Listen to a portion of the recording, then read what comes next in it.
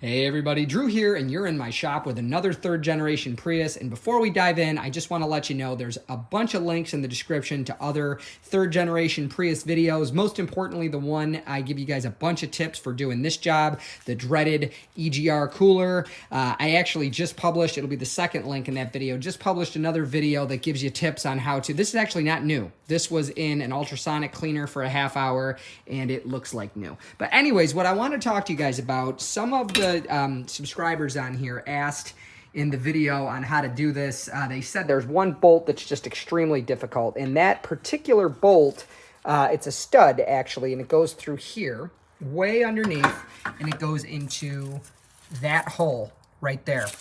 And it happens to be sitting right here. Now you've got a problem. Right here on the part of the flange on where the cooler starts, you've got those two studs, and they go through the holes on the flange down there.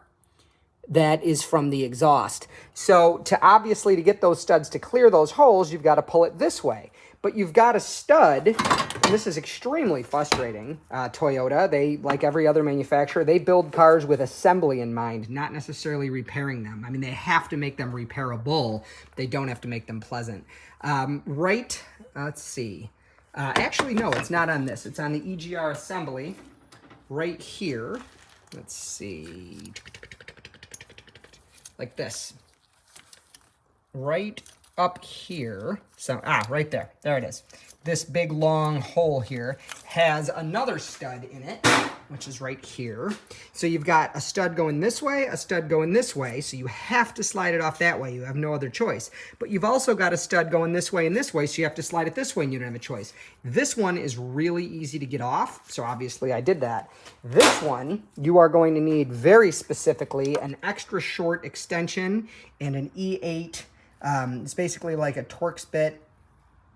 Similar, like, but inverted, E-socket number 8, and it's extremely difficult to get in there. If you don't have, like this little short wobbly extension, or if you just can't do it, I mean, it was miserable. The other thing you got to watch out for too is the little spot where the threads change from the stud side to what is effectively a bolt, if that makes sense. The part that goes into the block and the part that the nut goes on. That could hang up on the hole in the cooler assembly and pull it this way against those two studs in the flange. So maybe you have to get in there, which is what I think I recommended you do, if I remember correctly. Yeah, definitely in the first video, to take those studs off down there and slide the thing off the block, to the left side of the car. Either one of those, definitely do what works for you. But here's the deal, and I'm probably going to upset a lot of you purists right now.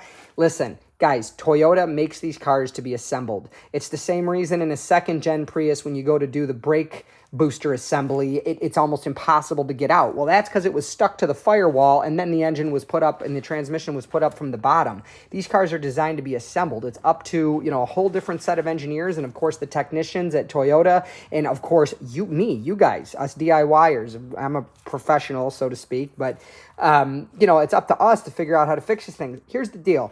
If this was my car, and again, there's a video linked in the description, by the way, that answers the question. I deal with these cars every day. These third generation Priuses are a freaking nightmare.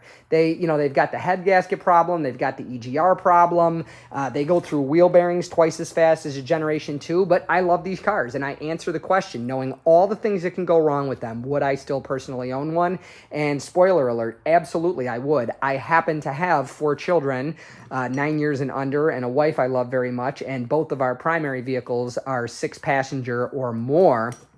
And our secondary vehicles are all like, you have a convertible Toyota and a couple JDM cars, a couple 50s cars. So it is what it is. But, if I was to give up the business and commute, I'd probably do it in a third-gen Prius. I'd buy one with a bad head gasket and some dents on it, throw in a 4th-gen engine, and call it good. So yes, I'd still own one of these cars knowing all the problems with them.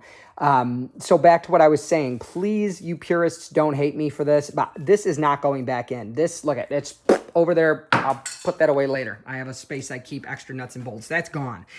When I get to that bolt and that nut, instead of using the nut on the stud, that's impossible, I'm just going to use a really short 8mm regular bolt. And obviously I'm going to test first. I'm going to find the one that I just launched for entertainment's sake. Excuse me, I got a little bit too excited. Please don't unsubscribe. I'm going to, compare the threads, get something that's, about the same length as what goes into that hole there. And I'm just going to use a bolt because the next time this job needs to be done, and by the way, if these cars are cared for, there will be a next time. This car only has 160,000 miles on it. I know it's going to make it to 320,000 if somebody cares for it. So that means some other poor soul is going to have to do this job. They're probably not going to see my videos, and they're going to go to do that. Oh, okay, there's a nut in here, or a bolt in here, easy peasy. But this is just miserable. So here we are. We're over 5 minutes, and I'm just answering the simple question of one of you subscribers. By the way, I love you guys. Thank you so much for being, what makes this channel even on the map, the subscribers. It's all about you guys, and I appreciate every one of you. But a bunch of you asked how to deal with that, and the short and sad answer is there's no easy way to get it apart. This is the easier way to get it back together. And the whole purpose of this channel is never to undermine a great company like Toyota, but there's things we can do, guys. There's steps we can skip to save time, to save, energy. There's unnecessary steps in every job. The vast majority of the good content on my channel is the quicker but more effective and no less professional way to do things. So that said, I really hope you like this. If it helps at all, give it a thumbs up. And of course, if you like this kind of content, subscribe to the channel, please. And one more time, in the description of this are the videos I mentioned. Again, the ones that are most relevant first, but I'll throw a bunch of other really good third-gen Prius information in there as well. So again, listen, guys, if I could do it, you could do it. There's nothing. I wasn't born with an ASC certification, still don't have one. My tools are a lot of Harbor Freight stuff. There's nothing special about me other than I'm determined because I have to be. If I could do it, you could do it. God bless you. Take care. And again, please subscribe. Goodbye.